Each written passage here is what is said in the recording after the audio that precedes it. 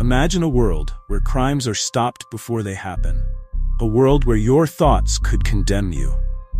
Welcome to the year 2054, the setting of Steven Spielberg's mind-bending thriller, Minority Report. Today, we're diving deep into this sci-fi masterpiece that will leave you questioning the very nature of free will and fate. Buckle up, because this ride through the precog-powered streets of Washington, D.C. is about to blow your mind.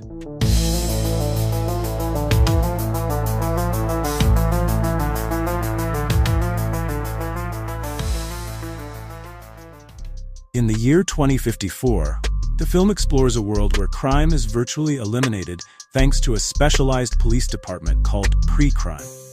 This division, led by Chief John Anderton, played by Tom Cruise, uses three psychic beings known as precogs to foresee crimes before they happen, allowing law enforcement to arrest perpetrators before they commit the crime. Our protagonist, John Anderton, is a man haunted by his past.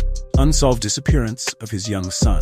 Anderton's unwavering faith in the system is about to be put ultimate test. As Anderton demonstrates the pre-crime system to Danny Whitwer, a skeptical federal agent, something unthinkable happens.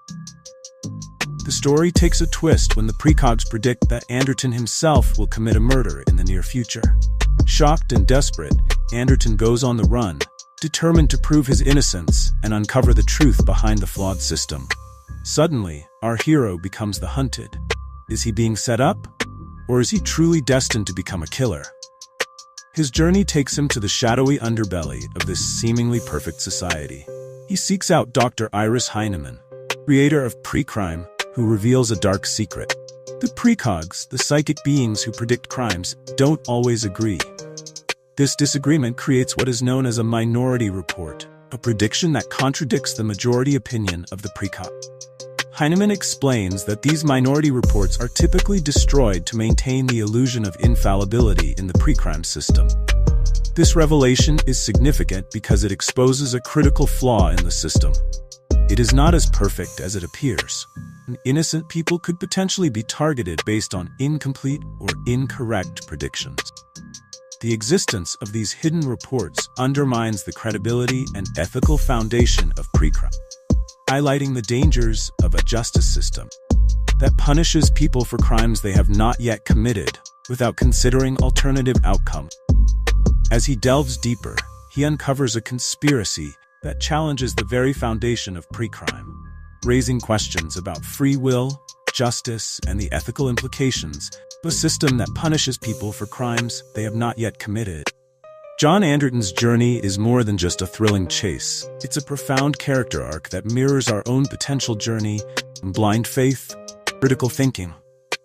We see him transform from a staunch believer in the system to its biggest critic.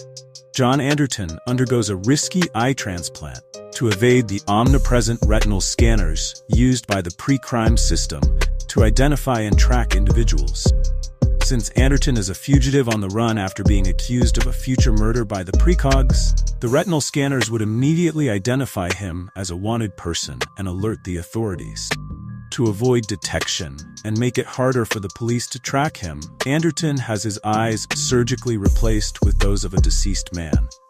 This eye transplant allows him to temporarily escape the surveillance system and continue his investigation to prove his innocence. The procedure is dangerous and adds another layer of tension to the already high-stakes plot. Afterwards, he kidnaps Agatha, the most gifted precog, to prove his innocence. As the clock ticks down, Anderton discovers the identity of his supposed victim, Leo Crow, a man he's never met. But when he confronts Crow, he uncovers a significant and shocking secret. Crow discloses that he was hired by Lamar Burgess, the head of the pre-crime division, to stage a fake kidnapping and murder scenario.